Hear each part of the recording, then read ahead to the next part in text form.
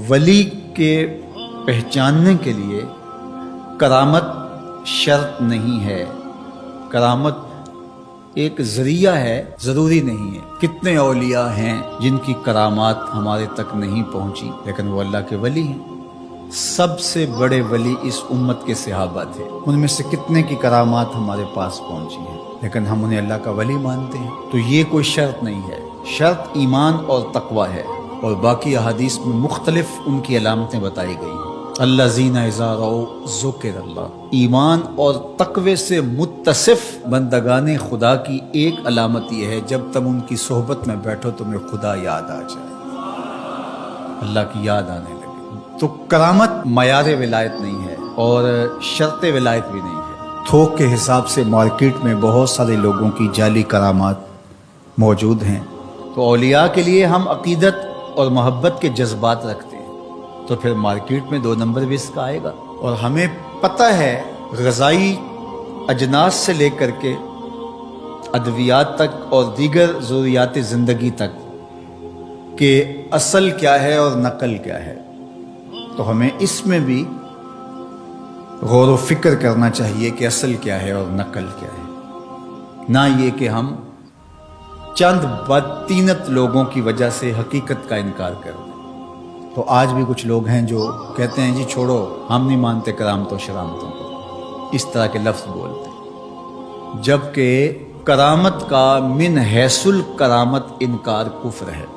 اگر کوئی کہے میں کرامت کو ہی نہیں مانتا تو یہ کفر ہے۔ وہ کرامتیں جن کا بیان قرآن مجید میں موجود ہے، جس طرح آصف بن برخیہ کا تخت بلقیس لانا،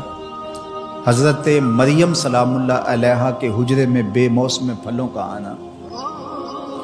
اصحاب کہف کا 300 سے زائد سال کا عرصہ سوئے رہنا کھائے پیے بغیر، اور رب ان کی کروٹیں بھی بدلتا رہا، یہ قرآن میں مذکور ہے۔ تو اس کا انکار بھی کفر ہے، قرآن کا انکار لازم آتا ہے۔ اگر کسی کرامت کا بیان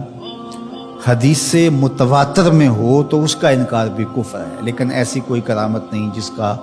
ذکر حدیث متواتر میں ہو۔ البتہ احادیث مشہورہ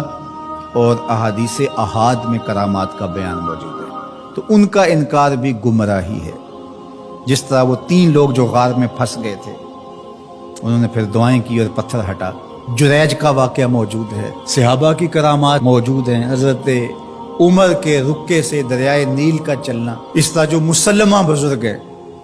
ان کی کرامات کا انکار کرنا محرومی ہے۔ لیکن یہ بات بھی ذہن میں رکھیں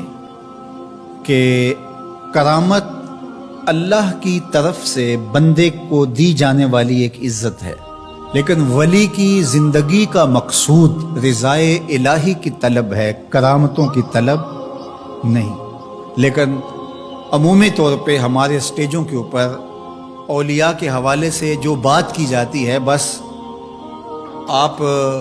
سننے کے لیے بیٹھے ہیں اور خطیب صاحب نے کان پہ ہاتھ دھرا اور 2-4 کرامتیں سنائی اور چلے گئے، معیار بتایا ہی نہ، جس کے نتیجے کے اندر بہت سارے عوام اس سے غافل ہوتے ہیں۔ میں اللہ کا شکر ادا کرتا ہوں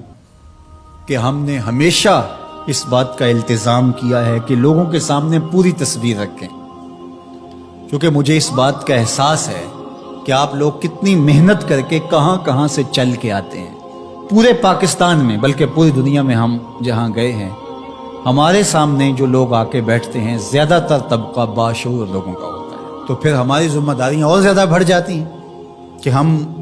جو ہے وہ ان کے سامنے وہ بات کریں جو بات کرنی چاہیے۔ اس منبر سے آپ کو وہ چیز نہیں ملے گی جو عوام کی ڈیمانڈ ہوگی،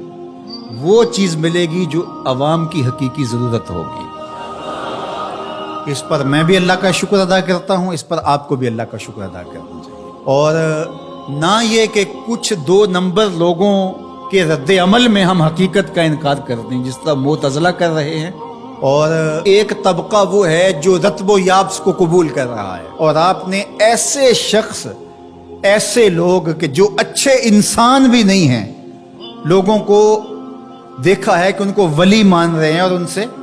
اپنی حاجتیں طلب کر رہے ہیں، ان کو ہادی مان رہے ہیں، مرشد مان رہے ہیں۔ وہ شخص جو خود آشنا بھی نہیں ہے وہ تمہیں منزل آشنا کیسے کرے گا؟ میں کتنے لوگوں کو جانتا ہوں جن کو فہم دین ہی میسر